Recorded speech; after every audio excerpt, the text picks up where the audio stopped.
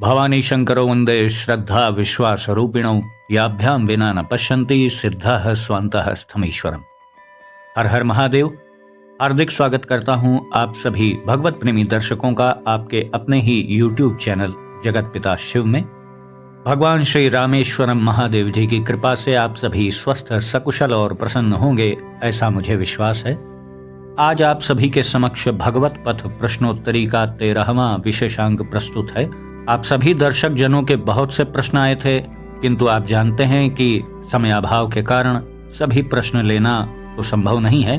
तो जो भी महत्वपूर्ण प्रश्न थे उन सभी प्रश्नों को हमने शामिल करने का प्रयास किया है।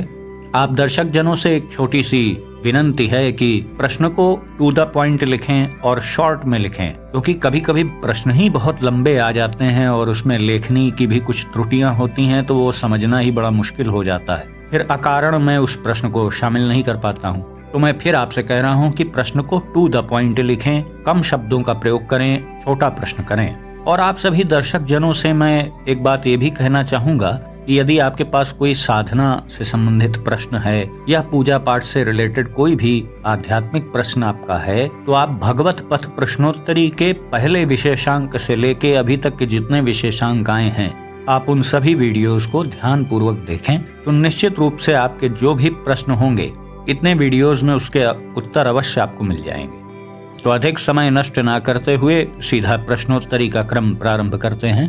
इसी क्रम में पहला प्रश्न है मोहित यादव जी का। इन्होंने लिखा है, गुरुजी मेरे माँ बाप मुझे मंदिर जाने से मना करते हैं, शिव पूजन से भी मना करते हैं, तो मैं शिव मानस पूजा स्तोत्र का पाठ करता हूँ, क्या यह सही है या नहीं? मोहित जी, आप शिव मानस पूजा स्तोत्र का पाठ करते हैं, ये तो बहुत अच्छा है, प्रशंसनीय है। लेकिन आपके माँ बाप आपको मंदिर जाने से क्यों रोकते हैं, शिव पूजन से क्यों रोकते हैं, इसके बारे में तो आपने यहाँ उल्लेख नहीं किया है। कोई भी माँ बाप अपनी संतान को मंदिर जाने से या पूजन करने से क्यों रोकेगा, और खास तौर से शिव पूजन के लिए ही क्यों रोकेगा? अब इसके पीछे बहुत से कारण हो सकते हैं, मैं उन कारणों में नहीं जाना चाह रहा हूँ। बस आपका प्रश्न ये है कि आप शिव मानस पूजा स्तोत्र का पाठ करते हैं, तो वो सही है या नहीं? तो बिल्कुल सही है। शिव मानस पूजा स्तोत्र ही नहीं, आप बहुत से स्तोत्र हैं। श्री रुद्राष्टकम स्तोत्र का पाठ कर सकते हैं, श्री विश्वनाथाष्टकम स्तोत्र का पाठ कर सकते हैं, शिव महिम्न स्तोत्र का पाठ कर सकते हैं, शिव पंचाक्षर स्तोत्र का पाठ कर सकते हैं, शिव तांडव स्तोत्र का पाठ कर सकते हैं, वेदसार शिवस्तवः का पाठ कर सकते हैं। बहुत से स्तोत्र हैं, आप अपनी सुविधा अनुसार पाठ करें। आप कृपया अगली बार अपना प्रश्न पूरा स्पष्ट रूप से बताइए कि क्या कारण है कि जो आपके माँ बाप ऐसा आपके साथ कर रहे हैं। अगला प्रश्न आया है महादेव भक्त नाम से। इन्होंने लिखा है, गुरुजी केदारनाथ और बद्रीनाथ धाम से वापस आने के बाद से मुझे ऐसा लगभग 24 घंटे प्रभाव रहता है कि मैं शिव तांडव स्तोत्र के ऊपर नृत्य करने लगती हूँ, और मैंने कभी यह नृत्य देखा और सीखा भी नहीं है। ऐसा क्यों है और यह सब क्यों हो रहा है? देखिए, आपने कहा कि आप जब बद्रीनाथ और केदारनाथ धाम की यात्रा से वापस आए तब से आपको ऐसा प्रभाव देखने को मिल रहा है, तो आपके साथ ऐसा हुआ। लेकिन बहुत से लोग ऐसे भी हैं जो किसी अन्य बड़े शिव तीर्थ में जाने के बाद उन्हें इसी से मिलते जुलते या कुछ अलग भी अनुभव हो सकते हैं। मैं इसलिए ये बात कह रहा हूँ कि आप ये बिल्कुल ना सोचें कि ये बद्रीनाथ केदारनाथ धाम के कारण ही ऐसा हुआ। ये कहीं भी कभी भी किसी भी कारण से हो सकता है। और खाली तांडव नृत्य ही नहीं, अलग अलग प्रभाव अलग अलग मन स्थिति के अनुसार सबके अंदर प्रकट होते हैं। आपके आसपास के लोगों को ये बड़ा अजीब लग रहा होगा। देखिए, मेरे हिसाब से तो ये प्रभु का प्रसाद है, इसलिए मैं आपको यह सलाह दूंगा कि आप प्रयास करके किसी के सामने ऐसा प्रदर्शन ना करें, क्योंकि वैसे भी एक नियम है कि आध्यात्मिक अनुभव वगैरह ये प्रदर्शित नहीं किए जाते हैं। तो इसको अपने तक रखिए और प्रयास करिए, प्रभु से प्रार्थना करिए कि ये अनुभव पब्लिकली प्रकट ना हो। अनुभव कितना भी अच्छा आध्यात्मिक हो, वो हमेशा गुप्त ही रहे तो अच्छा रहता है। अगला प्रश्न आया है बाउंस बैक नाम से। इन्होंने प्रश्न किया है कि निराकार को मानने वाले के साथ क्या होता है। देखिए, आपने प्रश्न किया है तो मैं इसका उत्तर आपको अवश्य दूंगा, लेकिन आपको मैं एक बात ये भी बताना चाह रहा हूँ कि निराकार को मानने वाले के साथ क्या होता है, आप ये पूछ रहे हैं ना, तो निराकार को मानता ही कौन है? आप यदि ऐसा सोच रहे हैं तो आप भ्रम में हैं। निराकार को माना थोड़ी जाता है, उसे तो सिद्ध किया जाता है। मतलब माना साकार ब्रह्म को ही जाता है। उसके बाद क्रमशः हम उस परिणाम पर पहुंचते हैं कि जो सर्वश्रेष्ठ शक्ति है इस संसार की वो निराकार है। मानने की व्यवस्था तो साकार पूजा पद्धति में है। हम किसी देवता या देवी के स्वरूप को देखते हैं तो उसे अपना सर्वस्व मान लेते हैं। मानना शब्द का प्रयोग तो साकार उपासना पद्धति में ही हो सकता है, निराकार में मानना हो ही नहीं सकता है, क्योंकि वो स्थिति एक निश्चित प्रक्रिया के द्वारा सिद्ध की जाती है। तो कोई सामान्य रूप से बस ये कहे कि मैं तो निराकार ब्रह्म को मानता हूँ, वो उसका भ्रम ही है। जब तक आप स्वयं शरीरी हैं, एक मच्छर भी काटता है तो तुरंत उस स्थान विशेष पर ध्यान चला जाता है। अभी आपका शरीर भाव खुद ही जागृत है। कोई थोड़े से भी आपके रोंगटे को खींच ले तो भी आपको दर्द होने लग जाता है। आपका देह भाव इतना पुष्ट है, तो आप ये कैसे कह सकते हैं कि मैं निराकार को मानता हूँ? अभी तो आप स्वयं शरीर में फंसे हुए हैं। भाई साहब, बात को समझने का प्रयास करें। साकार ईश्वर की सहायता से हम निराकार ब्रह्म तक पहुंचते हैं। हम पहले ही उसे सब कुछ मान के नहीं बैठ जाते। मतलब ये बात वही है कि आप शुरू की 10 सीढ़ियां चढ़े बगैर 11वीं सीढ़ी पे आप कैसे पहुंच जाएंगे। हाँ, यह संभव हो सकता है कि कोई निराकार ब्रह्म के ही विषय में अधिक चिंतन करता हो और अपना लक्ष्य उसे मान बैठा हो, ये तो संभव है। लेकिन निराकार ब्रह्म की उपासना करने वाले के ऊपर भी बहुत से दायित्व होते हैं। ऐसा नहीं है कि मैं निराकार को भजता हूँ तो मैं मंदिर भी नहीं जाऊंगा, मैं पूजा भी नहीं करूंगा, मैं कोई दैनिक क्रियाकर्म नहीं करूंगा। ऐसा नहीं है। जो बड़े बड़े महापुरुष पहले हो चुके हैं वो तो जीवित स्थिति में ही मुक्तात्मा हो चुके हैं, वो भी तो परब्रह्म में ही स्थित हैं। लेकिन हमारे आपके मार्गदर्शन के लिए वो प्रकट सेवा करते रहते हैं। वो सबके ऊपर अपने सिद्धांत को नहीं थोपते हैं। जो जिस स्तर का साधक आता है उसको उस स्तर का मार्गदर्शन वो दे देते हैं। तो मेरी आपको यही सलाह है कि आप अधिक से अधिक नाम जाप करें। हर लक्ष्य इसी से हासिल किया जा सकता है। अधिक से अधिक नाम जाप करें। ये बिल्कुल ना सोचें कि निराकार ब्रह्म से क्या मिलना है, साकार ब्रह्म से क्या मिलना है। पहले हम उस स्तर पे तो पहुँचे। मेरी आपको यही सलाह है कि अधिक से अधिक नाम जाप करिए। आगे का मार्ग आपको स्वयं ही दिखाई दे जाएगा। अगला प्रश्न है अमरजीत लाल जी का। इन्होंने पूछा है, गुरुदेव, मैंने देखा है बहुत से लोग शिव जी को डेमी गॉड बताते हैं। डेमी गॉड मतलब उपदेवता या अर्ध भगवान। और मैंने गीता प्रेस की बहुत सी पुस्तकों में भी यह सब बातें पढ़ी हैं। तो यह बताएं कि सबको भगवान शिव से इतना द्वेष क्यों है। इसके उत्तर में मैं आपको यही कहूंगा कि जब भी इस तरीके का व्यर्थ प्रलाप आपके सामने कोई करे तो उससे बस इतना ही कहिएगा कि तम गुण को रज गुण रूपी मथानी से मथने पर सत्व गुण रूपी मक्खन उत्पन्न होता है। अब अगर वो विद्वान व्यक्ति होगा तो इतना सुनने के बाद ही उसका दिमाग हिल जाएगा। और अगर इस बात को वो समझ ही नहीं पा रहा है तो फिर आप स्वयं सोच लीजिए कि वो आपसे बहस करने के योग्य ही कहाँ है। ना आप उसके जैसे निम्न स्तर के साधक हैं जो आप उससे बहस करेंगे। भाई, जिसको ये बात ही नहीं समझ में आ रही है कि तम गुण को रजगुण रूपी मथानी से मथने पर सत्व गुण रूपी मक्खन उत्पन्न होता है, इतनी साधारण सी बात को वो समझ ही नहीं पा रहा है, तो वो कैसे ये बात कह रहा है कि शिव जी जो है डेमी गॉड है। उस व्यक्ति की घृणित बुद्धि का और आकलन आपको करना हो तो उससे एक बात और पूछिएगा कि प्रकाश बड़ा है कि अंधकार बड़ा है। देखिए वो क्या उत्तर आपको देता है। हालांकि कोई उत्तर इसका वो दे नहीं पाएगा, क्योंकि घृणित बुद्धि में दिव्य ज्ञान का प्रकाश कभी उपज ही नहीं सकता है। दरअसल शिव जी के जो स्वरूप हैं वो बहुत प्रकार के हैं। उनमें से ही एक स्वरूप रुद्र का है जो इस संसार के संहारक हैं। तो उनके आधार पर ही ऐसा कुप्रचार किया जाता है कि रुद्र भगवान तो डेमी गॉड हैं। और बेचारे वो यह जानना ही भूल जाते हैं कि इन ब्रह्मा, विष्णु और रुद्र को उत्पन्न किसने किया। वही सदा शिव जी, जिनकी कृपा से ये समस्त चराचर जगत आज दृश्यमान है। जिन्हें थोड़ी भी शंका हो वो शिव महापुराण पढ़ लें। और फिर मैं कहता हूँ कि पुराणों की ही बात क्यों की जाए। सबसे शीर्षस्थ ग्रंथ हैं वेद, उनमें भी यजुर्वेद। तो क्यों ना यजुर्वेद की ही शरण ली जाए। शुक्ल यजुर्वेद का अध्ययन आप करें तो आपको स्पष्ट रूप से पता चल जाएगा कि किसने किसको पैदा किया है। फिर उसमें तर्क देने की कोई जरूरत ही नहीं पड़ेगी। हाँ, कोई ये कहे कि मैं अपने इष्ट देव को ही सर्वश्रेष्ठ मानता हूँ भैया, यही मेरा धर्म है, तो वो बहुत अच्छी बात है, वो तो प्रशंसनीय है। यदि किसी के इष्ट देव बजरंग बली जी हों तो वो राम प्रभु से भी पहले बजरंग बली जी को प्रणाम करता है। ये तो वंदनीय बात है। अपने इष्ट के प्रति समर्पित रहना ये बहुत अच्छा है, इसमें कोई बुराई नहीं। लेकिन बुराई तब शुरू हो जाती है जब आप अपने इष्ट देव को तो सर्वश्रेष्ठ समझें और दूसरे के इष्ट देव का आप अपमान करें। ये बहुत ही निंदनीय है। तो मैं बस आपसे यही कहूंगा कि कोई क्या कहता है उसके चक्कर में मत पड़िए। आपको तो पता है ना कि शिव जी ही इस चराचर के पिता हैं। बस आपके मन में शंका नहीं आनी चाहिए। जिस दिन आपके मन में शंका आ गई तब उसे मैं गंभीरता से लूंगा। दुनिया क्या कहती कहने दीजिए, कोई दिक्कत नहीं। और सामने से आके कोई आपसे तर्क भी करने लग जाएगा तो बस उससे यही पूछ लीजिएगा आप कि बताइए भाई, वो कौन सा ऐसा देवता है जिसके आगे महादेव जी ने माथा टेका हो या किसी के लिए बैठ करके तपस्या की हो। भगवान शिव जी ने, ऐसा कोई है ही नहीं। तो वो जवाब क्या देगा? सारे नवग्रह हाथ जोड़ के कांपते हुए खड़े रहते हैं महादेव जी के आगे। शास्त्रों को पढ़ें तब मजा आएगा ना। बेफिजूल तर्क करने वालों का लोड मत लीजिए आप। वो आपको आपके मार्ग से भटकाने के लिए ऐसी बातें बोल रहे हैं।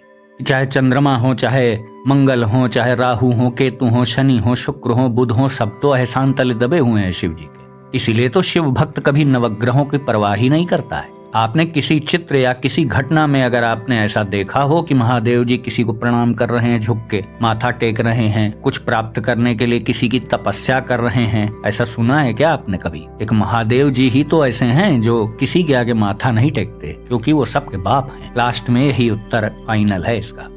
अगला प्रश्न आया है AWGP स्पिरिचुअल नाम से। इन्होंने लिखा है, हम कैलाश मानसरोवर की यात्रा की योजना बना रहे हैं। हमें शिव जी की सुबह शाम को करने वाली विभिन्न प्रार्थनाओं को जानना है। सुबह शाम हम कौन कौन सी प्रार्थना अथवा स्तोत्र आदि का पाठ वहाँ पर करें, इसी संबंध में इनका प्रश्न है। तो देखिए, सबसे अच्छा कार्य तो है कि आप हर श्वास में ही शिव नाम जाप करें। वो सबसे सर्वश्रेष्ठ स्थिति है, उससे ऊपर कोई स्थिति नहीं है। और यदि आप किसी स्तोत्र का पाठ करना चाहते हैं तो प्रातः काल आप बहुत से स्तोत्र ऐसे हैं जो आप पढ़ सकते हैं। लेकिन एक बात ये भी है कि जितने भी स्तोत्र हैं वो सब संस्कृत में ही हैं। तो यदि आप उनका शुद्ध पाठ कर पाएं तो अवश्य करें, नहीं तो हिंदी में ही पाठ कर लें। कुछ मुख्य स्तोत्र मैं आपको बता दे रहा हूँ। सबसे अच्छा स्तोत्र तो है गोस्वामी तुलसीदास जी द्वारा रचित श्री रुद्राष्टकम स्तोत्र, और साथ में आप शिवाष्टक स्तोत्र का भी पाठ कर सकते हैं। ये सारे ही स्तोत्र आपको स्तोत्र रत्नावली नाम की एक पुस्तक आती है गीता प्रेस की। आप गीता प्रेस की किसी भी अधिकृत दुकान से आप इस पुस्तक को ले सकते हैं। इसमें शिव जी के विविध स्तोत्र अर्थ सहित दिए हुए हैं। साथ ही आप श्री विश्वनाथाष्टकम स्तोत्र का पाठ कर सकते हैं, शिव पंचाक्षर स्तोत्र का पाठ कर सकते हैं, श्री शिव मानस पूजा स्तोत्र का पाठ कर सकते हैं, शिव महिम्न स्तोत्र का पाठ आप कर सकते हैं, शिव चालीसा का पाठ आप कर सकते हैं। देखिए, स्तोत्र तो बहुत सारे हैं, मैं आपको बहुत सारे स्तोत्र यहाँ गिना सकता हूँ। लेकिन बात ये आती है कि आप शुद्धता पूर्वक जिसका पाठ सही से कर पाएं, बस वही उचित है। और जिन स्तोत्रों में आपको उच्चारण की समस्या आ रही है तो आप हिंदी में पाठ कर सकते हैं। और फिर मैं अंत में आपसे कहूंगा कि जितना संभव हो उतना ही समय स्तोत्र आदि के पाठ में दीजिए। अपना सारा फोकस अधिक से अधिक शिव नाम जाप में लगाएं। महत्वपूर्ण लाभ इसी से होना है, और सब चीजें तो बस इसकी सहयोगी हैं। अगला प्रश्न है प्रभा सिंह जी का। इन्होंने पूछा है, गुरुजी शिव जी का अधिक से अधिक चिंतन कैसे करें? प्रभा जी, अधिक से अधिक चिंतन आप किस चीज का फिलहाल कर रहे हैं उस पर ध्यान दीजिए। हम अधिक मात्रा में जिस वस्तु, व्यक्ति, स्थान आदि से संबंध रखते हैं, बार बार हम उसी का चिंतन करते हैं। आप चाह रहे हैं कि शिव जी का अधिक चिंतन हो, तो आपने अपने जीवन में जितना अधिक स्थान शिव जी को दिया होगा, बस उतना ही चिंतन आप कर पा रहे होंगे। तो अपने जीवन को शिवमय बना लीजिए। तो फिर अधिक से अधिक क्यों, सर्वाधिक चिंतन शिव जी का होगा। और उसकी प्रथम सीढ़ी है नाम जाप। अधिक से अधिक नाम जाप, हर श्वास प्रश्वास में शिव नाम जाप करने का प्रयास करें। और केवल शिव शिव ही नहीं, आपको शिव जी के हजारों नाम में से जो भी नाम आपको प्रिय लगे, आप उसी का अधिक से अधिक जाप करिए, तो अधिक से अधिक चिंतन भी उनका होने लग जाएगा। मुझे नहीं लग रहा है कि आप बहुत अधिक नाम जाप अभी कर पा रहे हैं, वरना आप ये प्रश्न ही ना पूछते। अगला प्रश्न आया है केमिस्ट्री JS नाम से। इन्होंने पूछा है, भगवान शिव से अपनी जानी अनजानी गलतियों के विषय में क्षमा कैसे मांगें? रिप्लाई जरूर दीजिएगा। देखिए, मेरा व्यक्तिगत विचार है कि अनजानी गलतियों के लिए तो ईश्वर से क्षमा मांगनी चाहिए, निश्चित ही मांगनी चाहिए, क्योंकि अनजाने में हम कोई देवता तो है नहीं, त्रुटियां गलतियां होती ही रहती हैं। लेकिन जानबूझकर जो हमसे गलतियां हो गई हैं उसकी क्षमा मांगनी है आपको, तो वो थोड़ा मार्ग कठिन है। अब आप जानना चाह रहे हैं तो मैं बता दे रहा हूँ। आप किसी प्राचीन शिवालय में, प्राचीन शिव मंदिर में जा करके भगवान शिव के सामने आपने जो पाप जानबूझकर किए हैं, अनजाने वाले पाप तो बस क्षमा मांगने से ही प्रभु समझ जाएंगे। लेकिन जो पाप आपसे जानबूझकर हो गया है तो भगवान शिव के सामने खड़े होकर के कन्फेस करिए, उस अपराध को कबूलिए, अपनी जो आपने त्रुटि की है उसको स्वीकार करिए, अंगीकार करिए। जब आप कन्फेस कर लें तो फिर दाहिने हाथ में थोड़ा जल लीजिए। खाली जल भी ले लेंगे तो भी काम हो जाएगा, लेकिन आप थोड़ा जल अक्षत दोनों चीजें लें। फिर मन में ऐसा मानसिक संकल्प लीजिए कि हे प्रभु, मुझसे वो जो त्रुटि हो गई थी जानबूझकर, वो अब दोबारा कभी नहीं होगी। मैं आपके समक्ष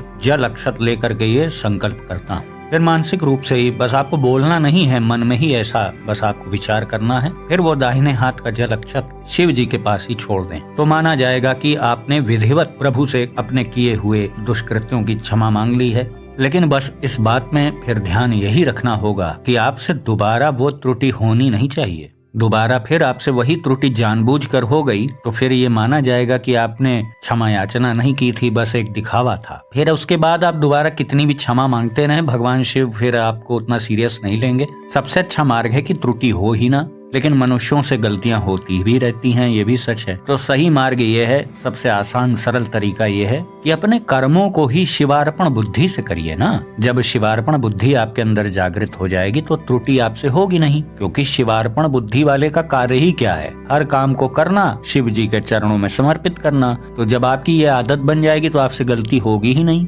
हो जाएगी तो प्रभु समझ लेंगे अपना, क्योंकि आप तो उनके सेवक हो, आप उनकी सेवा के लिए कार्य कर रहे हो। आपसे त्रुटि हो गई, कुछ भी हो गया, प्रभु समझेंगे। आप क्यों परेशान हैं? आप अभी स्वयं को कर्ता माने बैठे हैं, इसलिए क्षमा याचना आपको करनी पड़ रही है ना। बहुत अच्छा मार्ग है, शिवार्पण बुद्धि अपना लीजिए। शिव गीता में भी इसका खूब बखान किया गया है और शिव महापुराण में भी इस क्रिया का बड़ा बखान किया गया है कि हर कर्म को करो, हर कर्म को कर्म सहित और उसके फल सहित प्रभु के चरणों में समर्पित कर दो कि प्रभु आपने ये आदेश दिया था, ये आज दिन भर मैंने ये किया, वो सब आपके चरणों में समर्पित है। सबसे सुरक्षित मार्ग यही है, इसमें त्रुटि होगी ही नहीं, होने का प्रश्न ही नहीं उठता। अगला प्रश्न है पीयूष काजली वाले जी का। अगर नामोच्चारण में कोई त्रुटि हो तो क्षमा कीजिएगा। इन्होंने कहा है, प्रणाम महाराज जी, क्या आप मुझे शिव पद का अर्थ समझा सकते हैं? मैं समझ नहीं पा रहा हूँ, कोई शिव के समान भला कैसे हो सकता है? बहुत ही महत्वपूर्ण प्रश्न किया है आपने। पीयूष जी, आपने कहा कि कोई भला शिव जी के समान कैसे हो सकता है। ये केवल हास्यास्पद बात है, क्योंकि आप अनभिज्ञ हैं इसलिए ऐसा कह रहे हैं।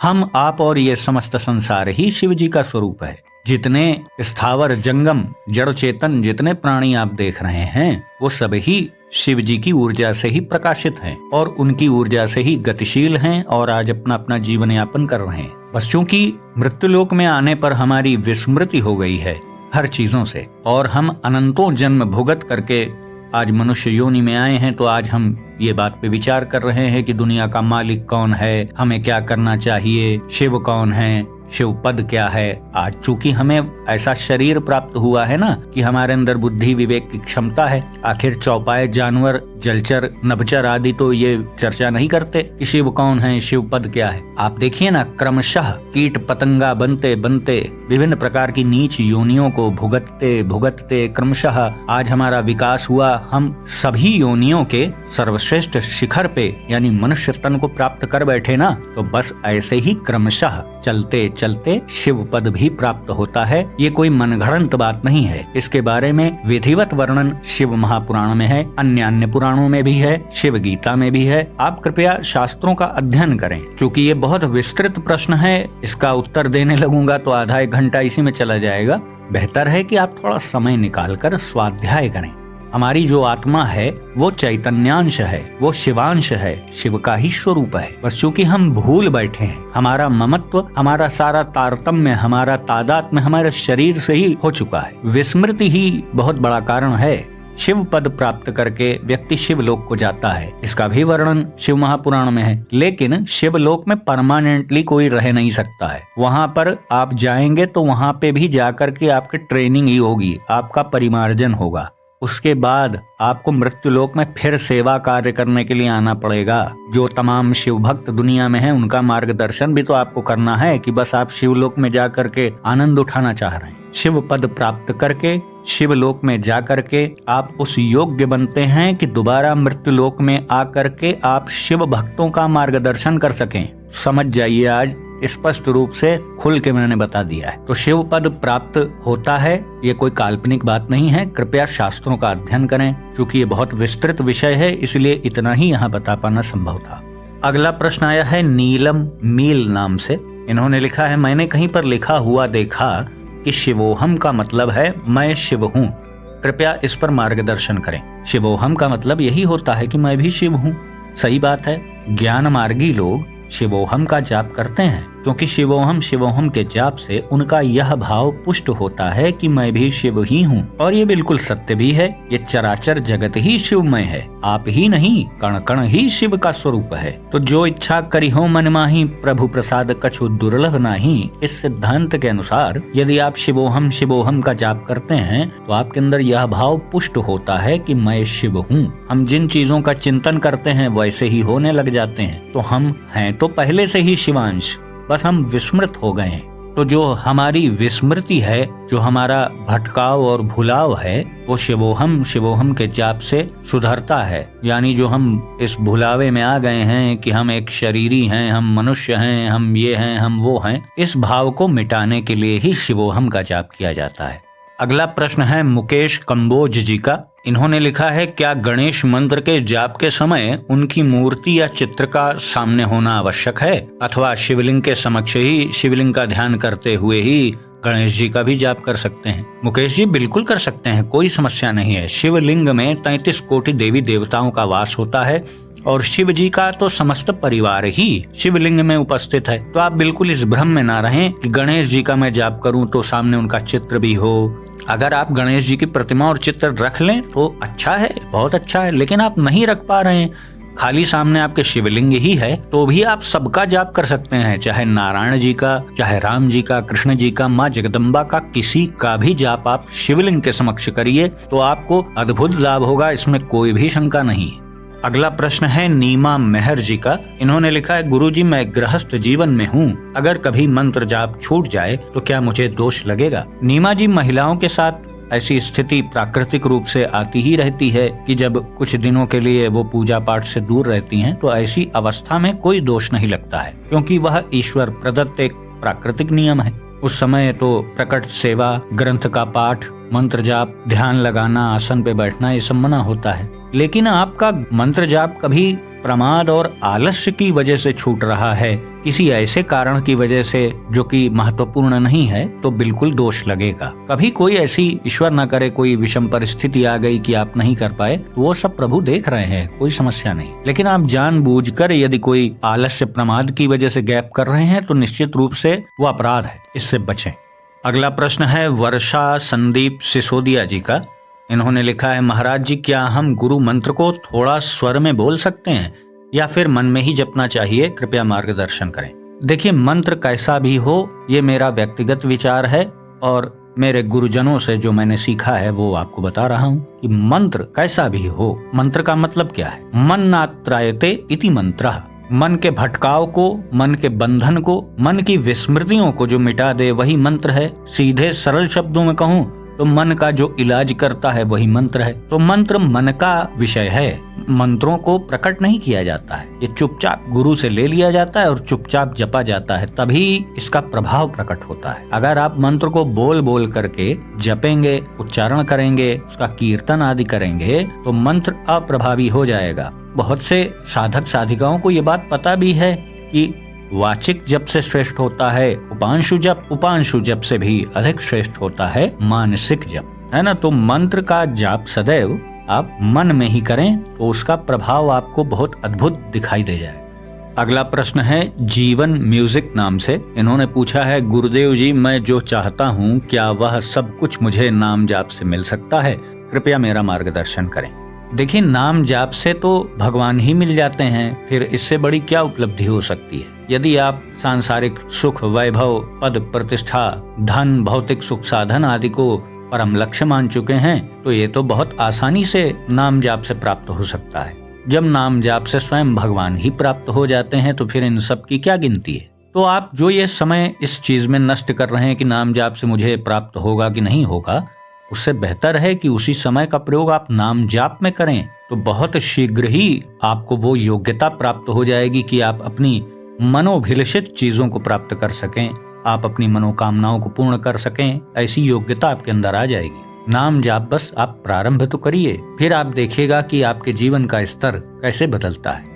तो आज के प्रश्नोत्तरी का विशेषांक हम यहीं समाप्त करते हैं। आशा करता हूं जो भी प्रश्नों के उत्तर आपको दिए गए उससे आपका उचित मार्गदर्शन हुआ होगा। यदि वीडियो आपको पसंद आया तो इसे लाइक करें, अपने मित्रों बंधु बांधवों के साथ शेयर करें, चैनल को सब्सक्राइब करें और कृपया बेल आइकन को भी अवश्य प्रेस कर दीजिएगा। तो भगवान श्री नागेश्वर महादेव जी से मैं ऐसी प्रार्थना करता हूँ कि वो आप सभी को सदा सुखी, स्वस्थ और ऊर्जावान बनाए रखें। मिलते हैं अगले वीडियो में एक नई और उपयोगी जानकारी के साथ। तब तक के लिए आप सभी भगवत प्रेमी भक्तों को हर हर महादेव।